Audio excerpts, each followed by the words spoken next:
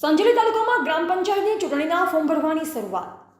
સંજેલી તાલુકા ગ્રામ પંચાયતની ચૂંટણીને લઈ સંજેલી તાલુકાના ડુંગરા પંચાયતના ઉમેદવાર કાંબોળ વિનોદભાઈ વીરસીભાઈ અને ગરાડિયાના હેતલબેન સુરતનભાઈ કટારા સરપંચના ઉમેદવાર પોતાની સરપંચ તરીકે સેવાભાવી સાથે કાર્ય કરવાની પ્રબળ ઈચ્છા વ્યક્ત. આ બંને ઉમેદવારો સરપંચ તરીકે સેવાભાવ સાથે કાર્ય કરવાની પ્રબળ ઈચ્છા વ્યક્ત કરી ફોર્મ ભરવાની પ્રસંગ ગામના અનેક ફળિયાઓમાંથી મોટી સંખ્યામાં ગ્રામ લોકો ઉમટી પડ્યા. અંદાજે 700 થી 800 થી વધુ લોકો હાજર રહ્યા અને આ સમગ્ર કાર્યક્રમને લોકશાહીના ઉત્સાહરૂપ મળ્યું. જે રીતે ધારાસભ્ય કે સંસદની ચૂંટણીના સમય જનમેદની જોવા મળે છે તે જ રીતે જનમેદની જોવા મળી.